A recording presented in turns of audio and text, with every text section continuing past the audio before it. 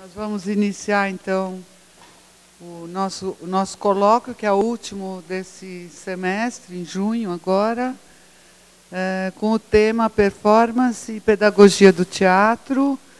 Eu queria agradecer aos convidados, a Cristine, Beth Lopes, a Tânia, ao convite da SP de estarem aqui participando conosco desse colóquio. Vou fazer a leitura dos currículos, que está gravando, é uma formalidade que a gente tem que cumprir. Então, a professora Cristine Greiner é doutora em Comunicação e Semiótica pela PUC de São Paulo, em 97. Tem pós-doutorado pela Universidade de Tóquio, pelo International Research Center for Japanese Studies e pela New York University, em 2007. É docente do Departamento de Linguagens do Corpo da PUC São Paulo, nos cursos de Comunicação das Artes do Corpo e na pós-graduação em Comunicação e Semiótica, onde coordena o Centro de Estudos Orientais. É autora dos livros O Corpo em Crise, Novas Pistas e o Curto-Circuito das Representações, de 2010, O Corpo, Pistas para Estudos Interdisciplinares, de 2005. Eu corrigi, eu achei que era um erro de... indisciplinares. Então tá, eu ia até te perguntar antes. Butô, Pensamento em Evolução, de 98, e Teatro No e o Ocidente, de 2000.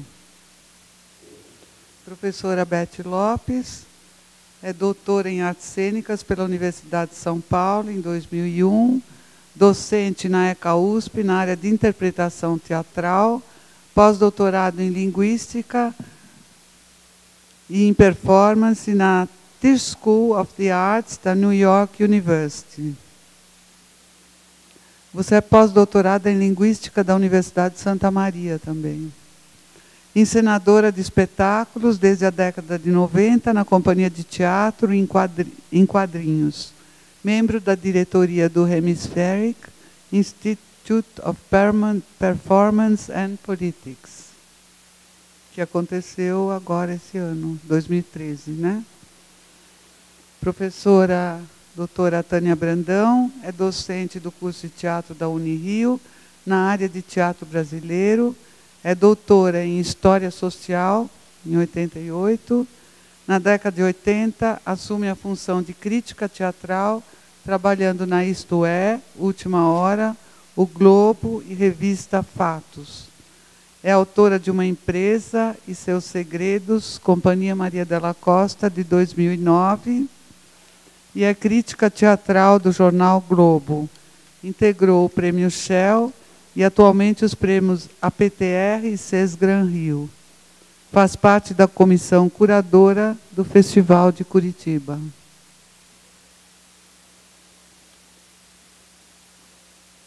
Então, eu trouxe para fazer uma leitura hoje uma narrativa do Brecht, talvez para nos aquecer para o colóquio e também, para quem sabe, levantar questões. É um texto que tem por título Se os Tubarões Fossem Homens. Se os tubarões fossem homens, eles seriam mais gentis com os peixes pequenos? Se os tubarões fossem homens, fariam construir resistentes gaiolas no mar para os peixes pequenos. Cuidariam para que as gaiolas tivessem sempre água fresca.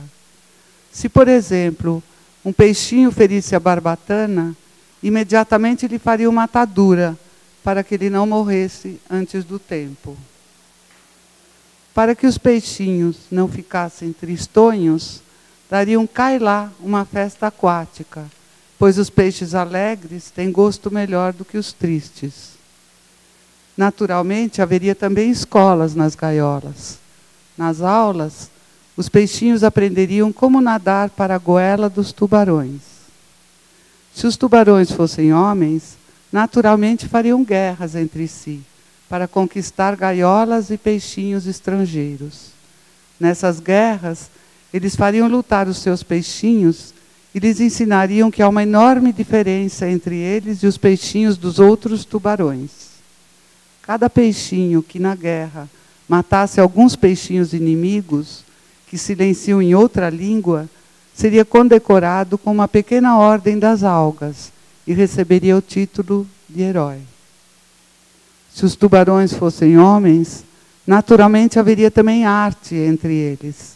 Haveria belos quadros nos quais os dentes dos tubarões seriam pintados em vistosas cores.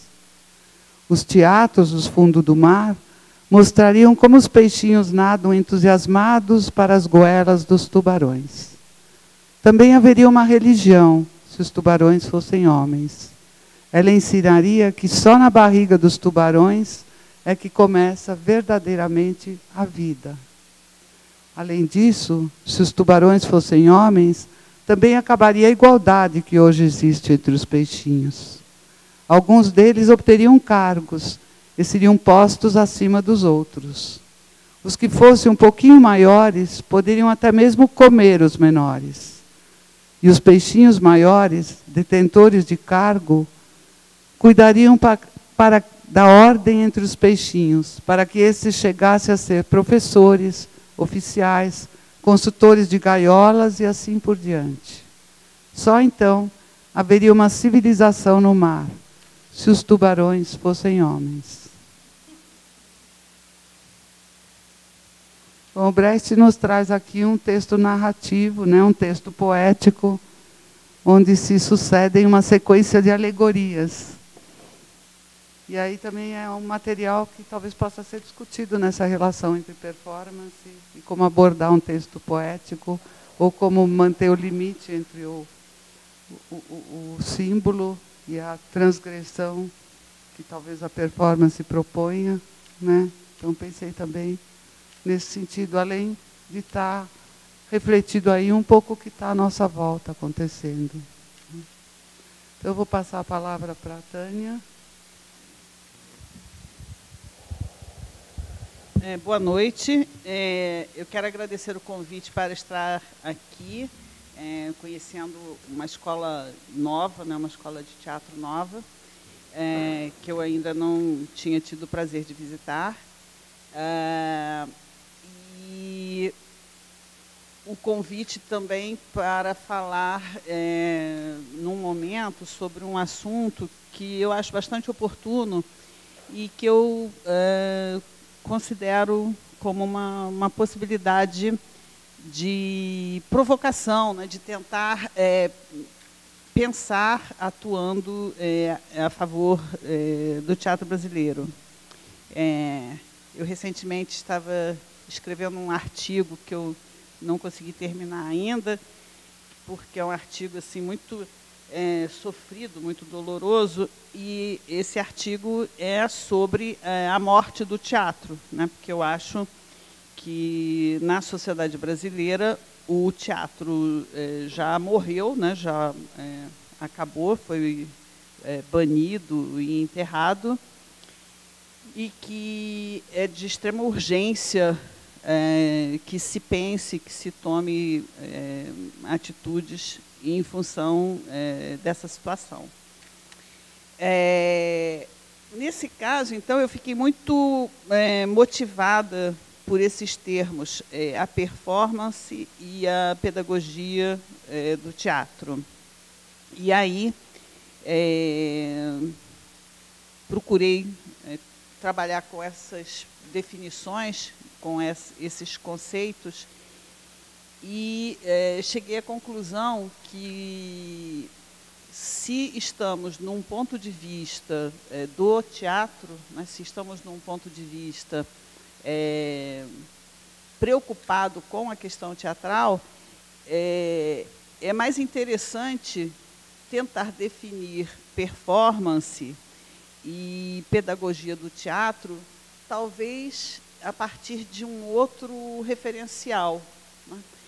Então, eu acho que a ideia de pedagogia, por vezes, tem um ranço, tem um eco um pouco pesado, né, apesar de ser estudo, pesquisa, reflexão a respeito do processo educativo, por vezes, essa ideia de pedagogia tem uma ideia de condução, de indução, um pouco problemática, né? Para que caminho se conduz, né? Para que caminho se pensa, né? Essa ideia de dirigir as crianças, conduzir as crianças, e essa ideia de criança que está embutido na palavra pedagogia em algum grau, né? E performance tem um alcance de transgressão, de invenção, de inovação, mas talvez a gente pudesse também estender o pensamento a respeito da palavra, né? A respeito do ato que a palavra performance contém. Então, eu pensei em dois autores, o Hobsbawm, que é um historiador que tem pensado intensamente a função da arte, a função do intelectual na nossa sociedade. Acabou, inclusive, de sair esse livro dele, que é um livro de artigos, pequenos artigos, muito pensando nesse tema, inclusive pensando a arte, pensando a vanguarda e a possibilidade da arte, da vanguarda, na sociedade de consumo do século XXI, na sociedade do shopping center e na sociedade do declínio da função dos intelectuais. Então, são textos de uma lucidez muito grande e muito antenados com o que nós vivemos hoje no mundo. E o outro texto que me inspirou para falar aqui hoje, é um texto que é quase o contraponto absoluto do Hobsbawm, que é um pensador espanhol, Ortega y Gasset, que escreve um pequeno volume que se lê muito nas escolas de teatro, que é a ideia do teatro.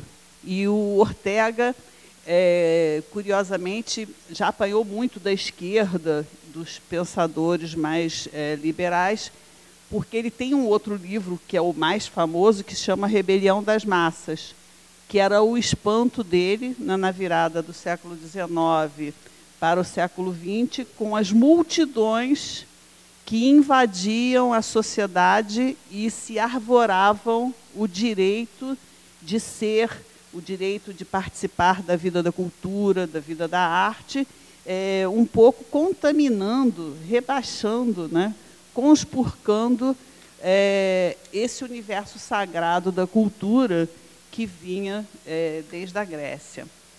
Mas é evidente que a gente sempre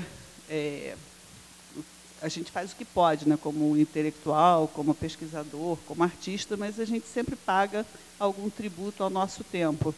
E eu acho que o caráter discutível desse texto do Ortega não deve nos prender, não deve nos comprometer.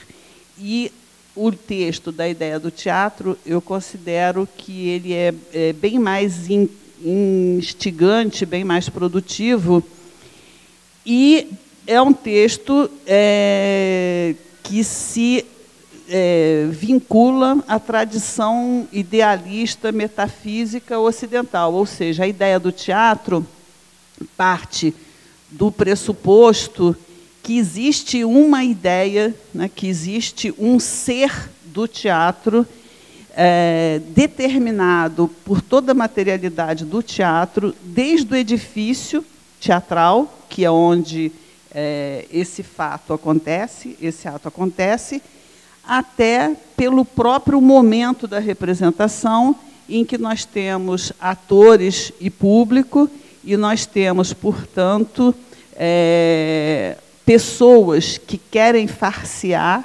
pessoas que querem fingir, e pessoas que querem ser farseadas, porque o público ele tem que ir ao teatro, né? É um ato deliberado, é um ato de vontade, que diferencia a relação com as outras artes, com a literatura, com as artes plásticas, e diferenciar ainda com relação às outras formas de diversão, a tourada, o futebol, o circo, porque nesse ato de teatro, nesse ato de arte, a arte está acontecendo viva, presente, né? Então, não é como o cinema, né? Tem uma pulsação da vida naquele momento, ali e agora. E tudo que se faz ali é irreal. Essas pessoas que decidem ir ao teatro, elas querem sair da vida, elas querem esquecer que o mundo existe. E as pessoas que representam, que fazem o ato teatral, deliberadamente, elas fazem de conta que são outra pessoa, que estão em outra realidade. Então, o ponto de vista do Ortega é um ponto bem provocativo por uma estética nietzschiana, por uma estética que deseje confrontar o idealismo, né? O ponto de vista dele é que a pessoa vai ao teatro e que o teatro pretende levar a pessoa para um mundo da idealidade, que seria a distração, que seria se distrair da vida cotidiana. Portanto, num ponto estrito, a partir desse autor, a gente não poderia fazer diferenças extremamente radicais e de valor entre um teatro, digamos, comercial e um teatro experimental, né? Porque em todos esses atos você teria a ideia de teatro. Claro que você pode ter mau teatro, bom teatro, bem feito. Ele até no texto ele faz brincadeiras com o ator ruim, né? Com o ator que faz a plateia sofrer e tal. Mas, de toda forma, são situações teatrais e a nuance que ele faz, né? Ele é um pensador muito refinado, é muito curiosa, porque ele cria dois conceitos muito estratégicos, que é o teatro em ruína e o teatro em forma, por ele ser idealista, né? Então, o teatro em ruína é o teatro que nós temos no século XX, né, que ele tinha em 1946, quando ele estava escrevendo, e é o teatro da maior parte da história da humanidade. E o teatro em forma, que seria o teatro por excelência, seria o teatro da tragédia grega, né, do século V ateniense, é o teatro do siglo de ouro espanhol e do teatro elisabetano, é o teatro do classicismo francês, Racine, Corneille, do romantismo ou do proto-romantismo alemão, Goethe, Schiller, e do século XIX. Né, que aí seria um vasto espaço de pensamento para nós aqui, que estourou. Seria essa questão do século XIX. Né? O que tem no século XIX que faz, né, que instaura o teatro como esse lugar de teatro em forma. Dentro desse pensamento, fica difícil desautorizar, né, um teatro mais convencional ou um teatro de invenção. E é curioso porque eu vivi uma vez uma situação completamente anedótica, realmente foi assim... muito engraçado, porque eu dava aula numa escola de teatro, organizei um simpósio, e, num dia, eu levei para conversar com os alunos o Gerald Thomas, que era a novidade do Brasil, e o Eduardo Tolentino de Araújo, do Grupo Tapa. Né? E foi muito estranho, foi muito engraçado, muito anedótico assim, a conversa, porque o Gerald Thomas ficou muito mais incomodado do que o Tolentino. Né? O Tolentino, no lugar da convenção, da instituição, falava sobre o teatro dele, sobre o que ele pretendia, com muita tranquilidade. Agora, o Gerald Thomas ficou um tanto quanto furioso, um tanto quanto irritado, porque ele considerava o teatro do Tapa um teatro do século XIX, um teatro que queria ter uma ideia, uma mensagem, que queria transmitir pensamentos, e que era tudo que ele não queria, porque o teatro dele era um teatro de uma materialidade, de uma fisicalidade, de uma intensidade, né, que contradiria, que poria abaixo toda aquela questão da ideia, e, portanto, abre uma trincheira contra esse conceito que eu estou trazendo aqui, né, dessa ideia do teatro, que seria um esforço de reconhecer o teatro como um transporte metafísico, de transformação da pessoa a partir do quadro ideal, né, do quadro do debate de conceito, do debate de ideias. Né? Bom, dentro da história do teatro brasileiro, nós não temos nenhum momento de teatro em forma. Mesmo que no século XIX tenhamos tido um grande momento teatral, né, foi assim, quando o teatro foi importante na sociedade brasileira, foi no século XIX. Mesmo assim, esse teatro era um teatro bastante menosprezado pela inteligência, pelos intelectuais, e quase todos os grandes escritores, vamos combinar, né? Vamos reconhecer aqui, né? Quase todos eles, quando escreveram para o teatro, estavam preocupados com a possibilidade de ganhar dinheiro, e muito menos com os sentidos do teatro, com a densidade do teatro.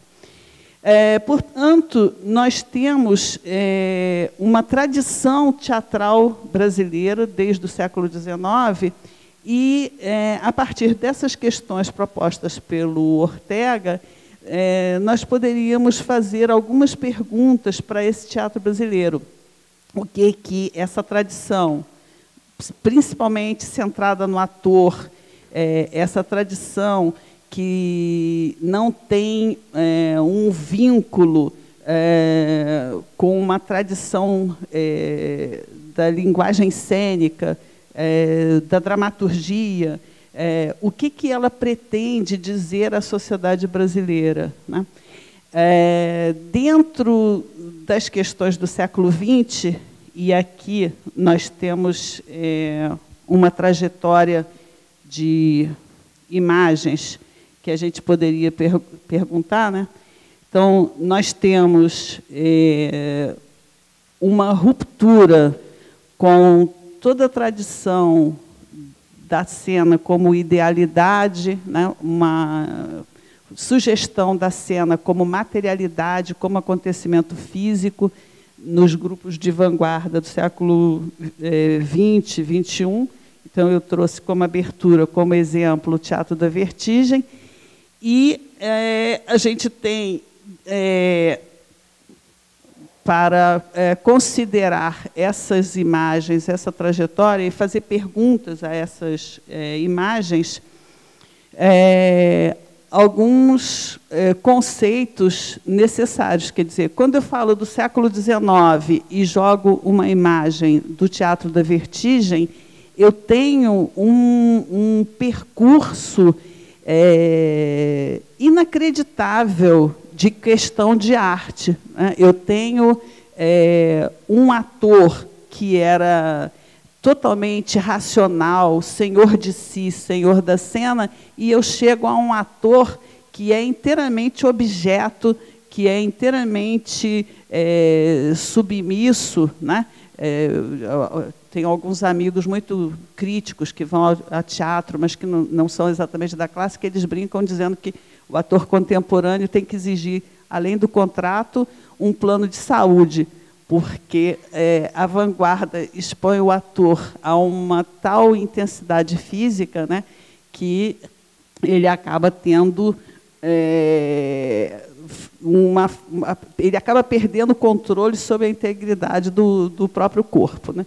Mas isso é assim, a título de brincadeira, só para ilustrar como se passa de uma palavra, né, do ato da palavra racional, cerebral, para essa fisicalidade.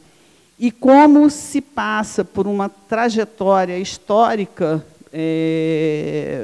que, no Brasil, foi sempre vivida como forma de sociedade periférica, que a gente chega a ter industrialização, a gente tem a transformação toda da modernidade, da arte moderna, a gente tem uma transformação de linguagem violenta com a direção e a encenação, e a gente tem como lastro, informando esse processo, o próprio teatro das divas e das convenções do século XIX, que não dá para a gente saber se ele superou. Então, a gente tem como referências, por exemplo, a questão do teatro artístico de Moscou, a questão do Stanislavski, que seria um tema importante para se trazer, para pensar a questão da performance, como é que esse ator se transforma, né? Aqui uma outra imagem desse espaço construído e desse espaço que quase chega a ser naturalista, né? Que no Zola aparece claramente como um espaço naturalista. A gente tem a questão da abstração radical nas vanguardas russas, e a gente tem a referência do século XIX, quer dizer, na verdade, quais dessas referências estão realmente incorporadas e instituídas na cena brasileira? Com que universo exatamente a gente está dialogando? Então, a gente vê uma figura desse primeiro ator, desse cômico dominante, que estrutura profundamente o palco brasileiro, uma figura como Procópio Ferreira, que é um ícone, né? Ele é alguém que está sob foco, ele é um eixo de movimento da cena, né? A gente tem a questão do palhaço, né, e da inventividade do humor que percorre, que, enfim, a gente não poderia se deter muito tempo. E, ao mesmo tempo, a gente tem um teatro popular, popularesco, com as grandes montagens de cena italiana, de palco italiano, que era a herança do século XIX. Aqui, a gente passa para o teatro sala de visitas, que herda essa mesma composição do século XIX, do palco italiano. Essa imagem é uma imagem de ruptura, a primeira imagem de ruptura com a estrutura da cena, que é o Romeu e Julieta, é uma imagem péssima. Aliás, essa montagem, as imagens todas são muito ruins, né? É 38, teatro estudante, teatro alternativo, então eu estou para arranjar alguém que retoque mesmo, que é um erro como historiadora, né? Mas eu vou arranjar alguém que retoque, refaça inteiramente, para poder esclarecer a discussão. Quer dizer, esse é um espaço poético, é um espaço inventado, mudando o espaço de referência temática que era do teatro anterior. Aqui a gente tem uma questão híbrida, que é a Dulcina de Moraes, né, que é um grande teatro, mas que procura se fazer com as convenções do espaço italiana tributário do século XIX.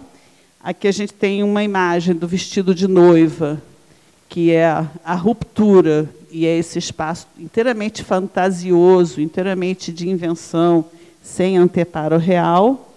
E aqui começa, então, a trajetória moderna, os comediantes, com a figura inacreditável do Ziembinski, né? Hiper caracterizado. É uma montagem polêmica dos comediantes. E, enfim, o advento do palco moderno, que vai fazer com que o ator se transforme numa pessoa, não cérebro, fala e histrionismo, mas intensidade afetiva, emocional, integralidade de ação, domínio da expressão corporal, né, da expressividade corporal num grau intenso e revolucionário. Ou seja, se o teatro é performance, se o teatro é ato, é transmissão de um conceito, de uma ideia, a gente poderia marcar um divisor sério a partir do moderno, em que a integralidade desse ato adquire uma proporção inteiramente nova, né, em que as sensações passadas pela cena ultrapassam o cerebralismo, ultrapassam a palavra e passam por uma pulsação física, emocional, que é a lição que começa a aparecer com os comediantes, com montagens bem inventivas do Nelson Rodrigues, da Companhia Maria Della Costa, né? Aqui já numa linha super arrojada de invenção do espaço cênico,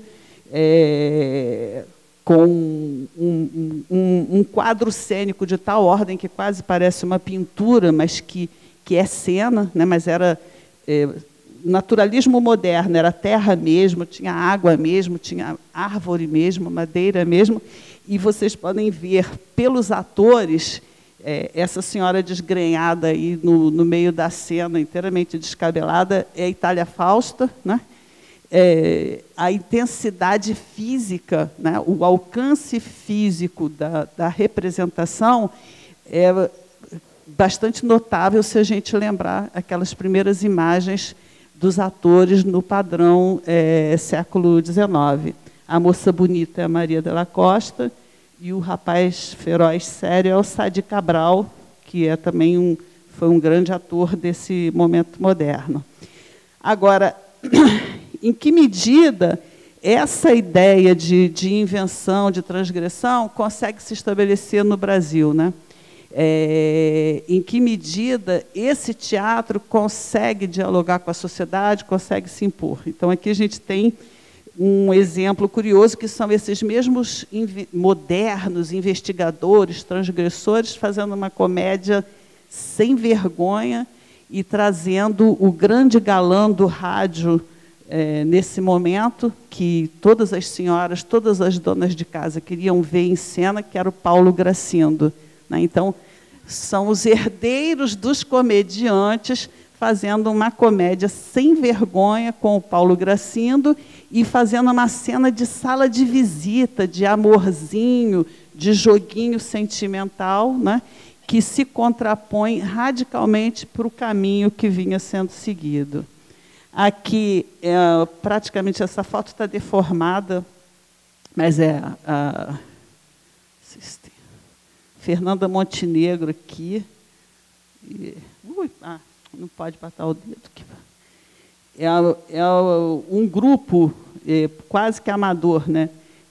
Tem Nissete Bruno, tem a Beatriz Segal, Fernanda Montenegro, Fernando Torres, iniciando carreira num modelo amador, de texto, bem formal, né? Bem cabeção, contra, inclusive, o que o teatro já tinha caminhado nesse momento, né? Aqui, uma outra vertente, né? Tônia Carreiro, Paulo Altran, que tem uma importância histórica, mas que vão seguir uma linha comercial, incorporando as transgressões, as questões modernas, a um perfil de mercado mais explícito, né? Eu não sou contra a Tônia, nem contra o Paulo Autran, porque tem esse partido, né? Eu não sou contra nada. Aqui é os primórdios da questão paulista, de extração tebecista, o cenário constituído, o cenário moderno, né? Firmado, né? E digamos, um momento de estruturação do teatrão, né? Aqui, Cacilda Becker, numa espantosa linha de trabalho que eu acho que é uma referência fundamental para discutir a questão do ator, da performance, da intensidade cênica, né? Aqui, a linha comercial, a linha, esse palco, que, se vocês prestarem atenção, ele é um palco quase século XIX, no sentido que ele é todo madeira e pano. Ele é todo desmontável, né? É uma peça feita do grande formato antigo para viajar, porque agora o formato atual é só um caixote e um paninho, né? Aí não, era um caminhão para transportar, e é esse teatro moderno, né? Os mesmos que fizeram Tobacco Road, que fizeram os comediantes, estão metidos nesse tipo de encenação de caráter comercial, de afirmação do teatro. Aqui, o TBC, uma cena do TBC em contraponto com a questão do teatro de Moscou, né? É um dos cenários mais impressionantes e, por si, é uma discussão imensa, essa montagem, né? Da questão, inclusive, da atuação, do papel do ator. É um dos diretores italianos, talvez o mais inventivo, e é o que traz o laboratório, né? É o que traz... Claro que isso tudo é polêmico, mas, no meu entender, o Bollini foi quem trouxe o laboratório, e que trouxe a questão do Stanislavski num sentido muito avançado de emancipação do ator frente ao diretor, né? E que criou, inclusive, uma crise muito grande no TBC nesse momento. Aqui, detalhe da cena, né, e aqui, onde, em geral, os historiadores começam a apontar o retrocesso, né? O TBC se transformando num lugar de cristalização contrária à força do teatro na sociedade, né? Que é a Dama das Camélias. Aqui, eu vou passar mais rapidamente, porque o tempo realmente está muito... Né, tem muita coisa. Então, aqui a gente tem um teatro, espaço moderno, curiosíssimo, é uma peça sem vergonha comercial, manequim, do Pongetti, e um espaço cênico absolutamente moderno, inventivo, né? Aqui, o teatro comercial, Paulo Autran e Tônia Carreiro, né? Uma das peças que... E aqui, uma das maiores peças da história do teatro brasileiro moderno, que é a chegada do Gianni Ratto ao Brasil, que é uma outra guinada no sentido da intelectualização do ator e da cena como construção visual. Aqui, de novo, Gianni Ratto, na estreia de uma dramaturgia brasileira moderna.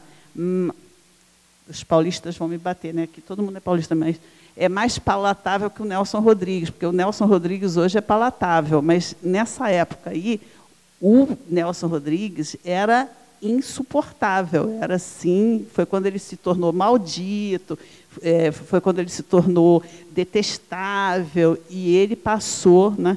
E o Jorge Andrade não, o Jorge Andrade é um grande autor, né? Infelizmente não é montado, não é reconhecido, o nosso teatro não o reconhece na altura do valor que ele tem, né? Mas ele é um autor que trabalha com um teatro mais transcendental, né, do que a visceralidade do Nelson Rodrigues. Aqui já o clássico comercial, e aqui um texto que eu acho importante para essa discussão, que é a Rosa Tatuada, em que o texto foi inteiramente destroçado para a montagem, que os críticos ficaram revoltadíssimos, porque consideraram que o diretor fez o que ele queria, para dizer o que ele queria com o texto, e não o que o autor pretendia, e para adaptar ao temperamento dos atores, para que os atores tivessem mais força em cena. Aqui já uma montagem já que tem a discussão da cenografia. Aqui o grande ator brasileiro do século XX, que é Sérgio Cardoso, né? E que é um ator que tem uma intensidade de representação num grau absoluto, como se pode perceber nessa marca em cena, né? Aqui, em contraponto, a questão mais conservadora do Rio de Janeiro, e aqui onde eu acho que esse teatro moderno abdicou de ter impacto, de ter força questionadora com relação à sociedade brasileira, né? Sempre tendo em mente essa pergunta sobre o que esse teatro pretende comunicar, pretende fazer com essa sociedade, que é quando o Sérgio Cardoso chama o Jaime Costa para trabalhar com ele numa comédia do Abílio Pereira de Almeida, o Comício, que é uma comédia popularesca com uma cenografia de século XIX. É só ver a cenografia e ver que a cena come os atores, e esses atores, quer dizer, o Sérgio Cardoso, que é um ator moderno, está com o nariz postiço, bigode, está caracterizado lá como Procópio Ferreira, lá da primeira cena, né? E abdicou de um projeto questionador moderno que ele traria, e está ali contracenando com o cafajeste do Jaime Costa, né, que era todo cafajeste, todo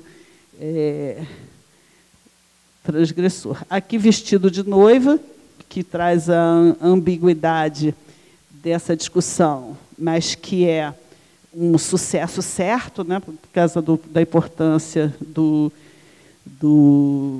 Vestido de Noiva na história do teatro. E aqui começa a questão que levaria para perguntar se performance é uma outra coisa do que o puro ato de representação teatral, que é a arena, né? Os atores cercados por todos os lados, numa encenação do Eles Não Usam Black Tie. Aqui, a questão brechtiana, um espetáculo que causou um escândalo por causa desse escândalo, em acordo com um cenário que não é um cenário temático de localização. Aqui, a guinada para o populismo, para a questão popular, que é o pesadelo do teatro brasileiro, né, o que fazer com o povo. Então, aqui é uma favela, quem dera que favela fosse assim, mas, enfim, é uma favela, né, que é Gimba, do Guarnieri. E aqui, a ida para o Rio, o Teatro dos Sete, Jane Rato, com uma investida na cena pictórica, inteiramente inventada, inteiramente lúdica, inteiramente de brincadeira, em que esse trenzinho aí era um trenzinho de brincadeira, é teatrinho mesmo, ninguém quer fazer a cena real, imitar nada de real. Aqui o Oficina, sem cenário, mas com quarta parede, né? Não é arena, mas é dupla arena, os pequenos burgueses. Finalmente, depois da queda, que os atores, num belíssimo cenário do Flávio Império, do poderoso Flávio Império, os atores contracenam com a luz e com o seu próprio sentimento, né? E eles ficam de costas, de frente, não tem anteparo formal para o desempenho do ator. Talvez também isso possa nos dizer alguma coisa a respeito da performance. Aqui a Arena conta Zumbi, que é quase um discurso, né? Quase um panfleto cênico, com os atores agindo como se fizessem discursos, né? sem cenário, sem figurino, né? A Arena contra Tiradentes, que também só tem o figurino só para Tiradentes e tal. O Rei da Vela, que aí surge a questão do Oficina, né? Que seria o que poria em xeque esse nosso desejo de reconhecer todo o teatro como performance. Roda Viva, do Zé Celso, né? Que nem tem figurino. André Vale. Ai, meu Deus, dá uma agonia, que é tanta gente que já morreu próxima, né? Antônio Pedro, esse gordinho aí da frente, enfim. E que é cara pintada, não tem princípio realista, naturalista, psicológico de representação, né? É uma outra questão totalmente diferente na composição da cena. Aqui, Galileu Galilei, né? O Brecht, a grade, a famosa cena da grade do Carnaval do Povo, né? Separando o palco da plateia. O palco e a plateia ainda estão separados, né? Aqui, Cemitério dos Automóveis, em que palco e plateia começam a ser misturados, né? E qual é a participação do público, né? Nessa cena teatral. Na Selva das Cidades, que é o Arena, o Oficina, se aproximando assustadoramente do Arena, mas com outro viés, que é o viés do sentimento, da fisicalidade, da corporeidade, né? O Arquiteto Imperador da Síria, o Rubens Correia, e o rapaz que está com a mão no olho é o Zé Wilker.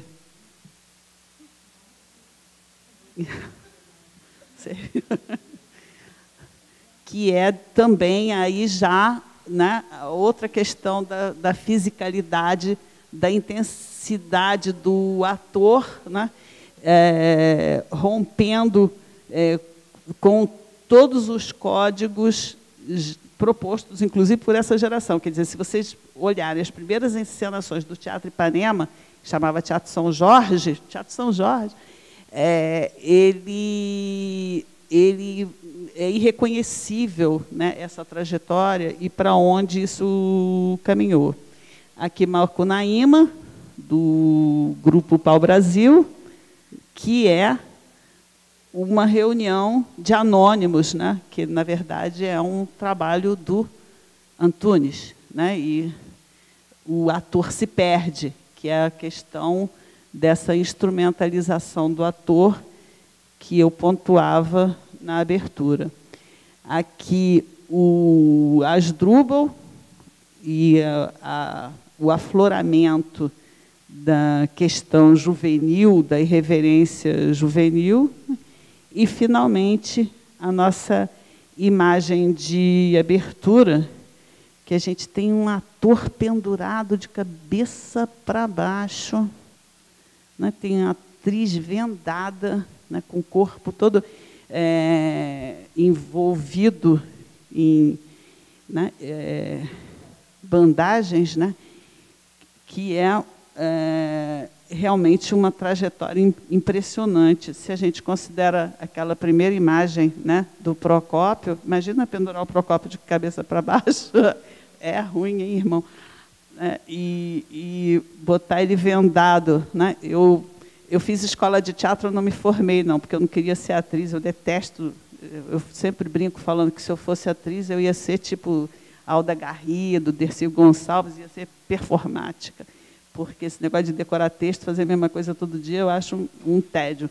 Mas eu fiz um anjo negro, né? Eu era loura, muito magra, com o olho muito azul, e ele me escolheu para fazer lá a filha, né? E ele arranjou um pai para ser o meu pai, e o meu pai resolveu fazer o cego de olho fechado, que eu achava um absurdo.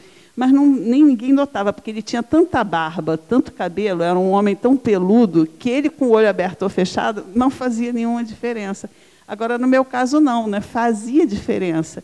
Eu briguei muito com o diretor, mas fui voto vencido e fui obrigada a fazer a cena com o olho fechado.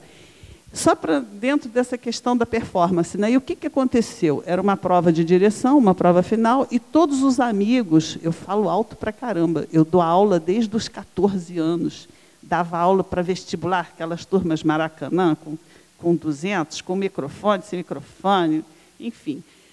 Não tinha problema de fala, fiz impostação. Ninguém me ouvia. No palcão da Unirio, lá na Praia do Flamengo, ninguém me ouvia. Aí um amigo levou a Glorinha Boit-Miller e ela falou: ninguém está te ouvindo porque você está com o olho fechado. Se eu vendo o ator, eu tiro a voz do ator. Então, é só uma anedota, um comentário que sobre essa cena do Teatro Vertigem, né? O ator vendado e pendurado de cabeça para baixo, quer dizer, é um ator inteiramente entregue à direção e é um ator sem voz, né?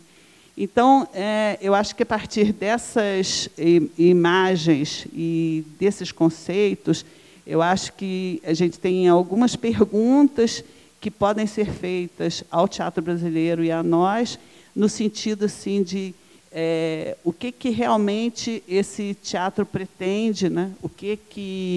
Qual é o conceito, qual é o objetivo, qual é a ideia que esse teatro deseja trabalhar, né? Que sentido se deve atribuir a essa história do ator, né? E que sentido se deve atribuir a essa cena brasileira em que só a performance, só aquela atuação pontual, instantânea, conta, e onde não se tem uma tradição da palavra, da dramaturgia, e não se tem uma tradição do ator como uma força expressiva da sociedade, vinculado profundamente à sua arte. São perguntas, né? E é um pouco isso que eu queria trazer para a gente tentar abordar aqui.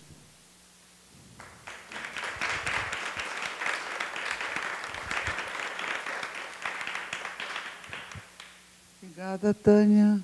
Cristine vai falar em seguida, depois a Beth.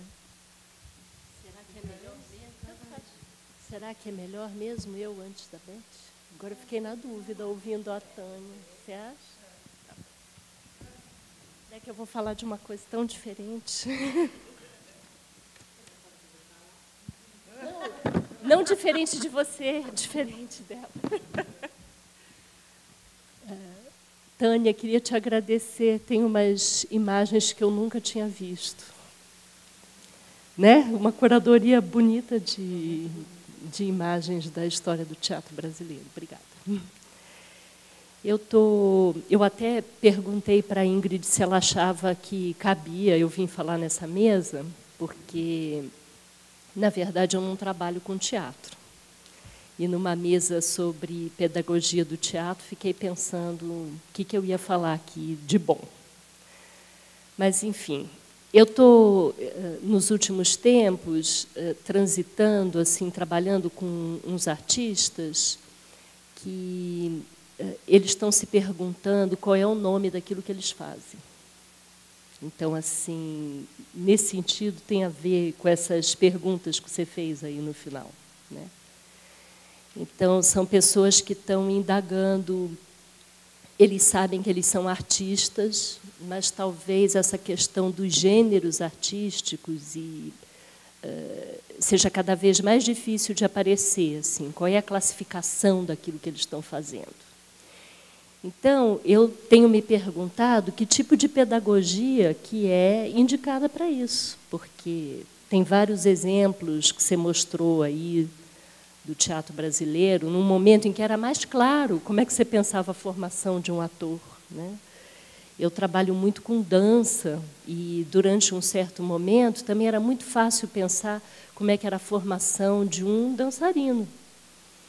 Embora aqui no Brasil essa formação tenha sido sempre híbrida, né?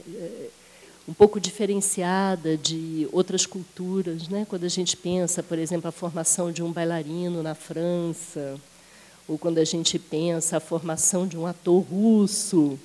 Então, durante um certo momento da história, o como formar esses artistas, isso não suscitava nenhum tipo de dúvida.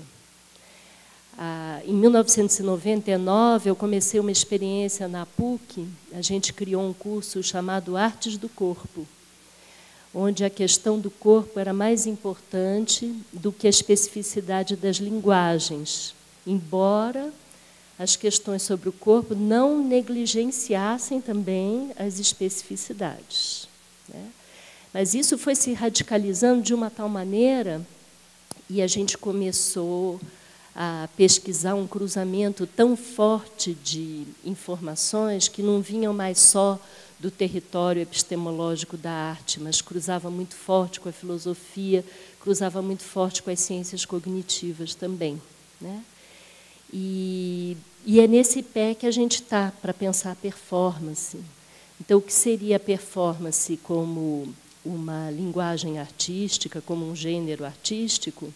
A Beth organizou agora, em janeiro, um evento importantíssimo, em parceria com o SESC, né, desse Instituto Hemisférico, com a ESP também. Então, pronto, está bem lembrado.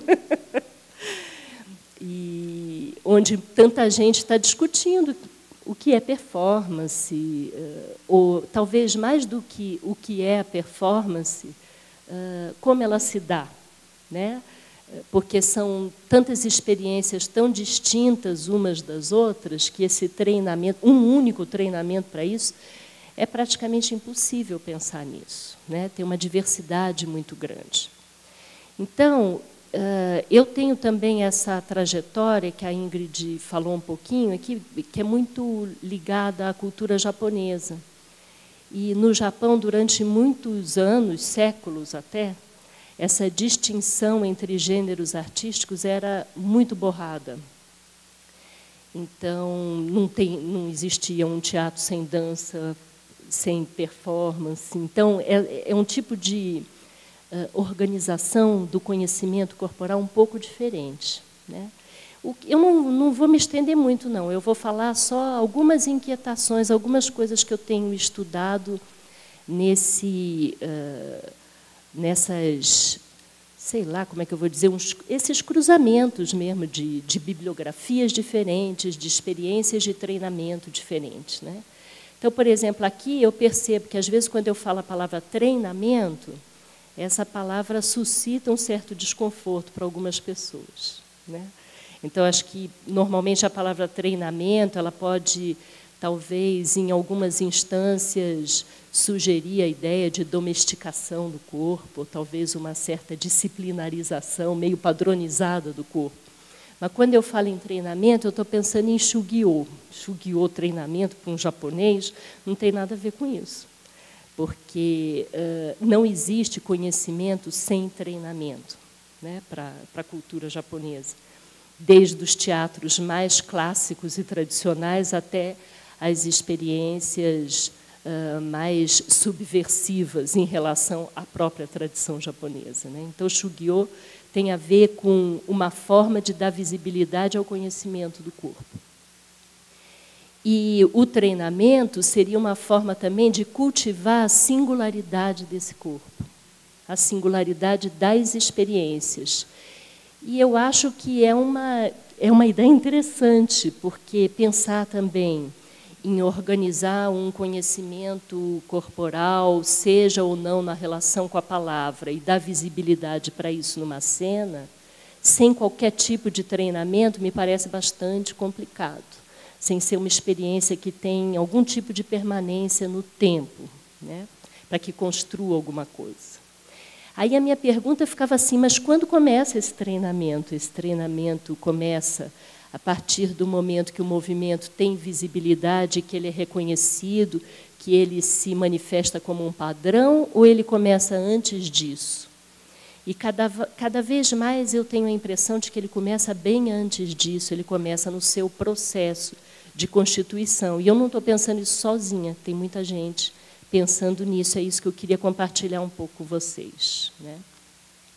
Então, por exemplo, tem um professor interessante que ele começou um programa de dança na Universidade de Paris 8, ele se chama Hubert Godard, e ele, durante muito tempo, pensou também, tinha essa mesma inquietação, como é que eu formo um dançarino contemporâneo se não é mais um combinado de técnicas, assim, estudo um pouco de balé, depois um pouco de dança moderna, depois, quem sabe, algumas outras experiências. Ele dizia, talvez esse treinamento de um dançarino contemporâneo começa numa coisa que ele vai chamar de pré-movimento. Mas o pré-movimento é um processo de constituição do movimento que ele pode vir a se tornar um gesto, mas que, quando ele se tornar um gesto, ele vai ter visibilidade e reconhecimento, mas o treinamento não pode começar aí. Ele tem que começar no seu processo cognitivo no corpo, na relação do corpo com o ambiente. Então, esse é um dado que eu acho interessante, pensar nesse pré-movimento, que, na verdade, não é pré, porque ele já é movimento, mas ele chama de pré porque é um movimento que não tem reconhecimento ainda, ele não está nomeado, ele existe, muitas vezes, como uma espécie de inquietação corporal, né? Aí, o outro autor que eu acho interessante, que é um cara que ele faz umas pesquisas sobre percepção, até que eu apresentei quando eu falei lá no Hemisférico, e que, não sem motivos, ele tem sido muito chamado para participar de encontros de dança e de teatro, de performance também. É um cara que se chama Alva Noe, e ele lançou essa hipótese de que os conceitos eles não são produtos só da filosofia, mas que o movimento corporal, ele pode ser considerado já um protoconceito. Isso eu acho que dá um argumento muito interessante para a gente que trabalha com arte, seja qual for o gênero artístico, porque mostra que a arte pode produzir conhecimento e não necessariamente só a partir da linguagem verbal, mas que um movimento pode organizar e sintetizar uma forma de traduzir, questionar, inventar o mundo, nesse trânsito entre dentro e fora, né? O último livro do Alva Noe, que é um livro que saiu ano passado, ele se chama Variedades de Presença, e ele tem discutido muito essa questão da presença, o que é a presença de um corpo. E ele diz que, para a gente pensar a presença, a gente tem que pensar na experiência que tem me trazido alguns insights. E a última coisa que eu vou falar é essa proposta que eu tenho pensado há alguns anos, que é a ideia da performance, se a performance não se define como um gênero artístico, mas a performance como um operador de desestabilização. E, nesse sentido, eu acho que ela está muito próxima de uma frase que eu gosto muito, que é uma frase que eu tenho pensado muito nela, que é uma frase que foi dita pelo Walter Benjamin, e que ele dizia o seguinte: as citações nos meus livros, elas são como assaltantes de tocaia na rua, que atacam com armas o passante e o aliviam das suas convicções. Eu acho essa frase tão linda.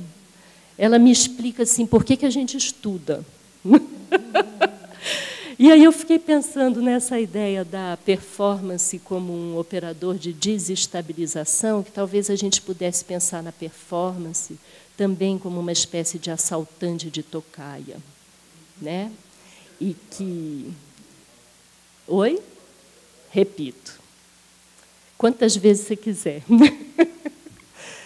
As citações em meus livros são como assaltantes de tocaia na rua, que atacam com armas o passante e o aliviam das suas convicções.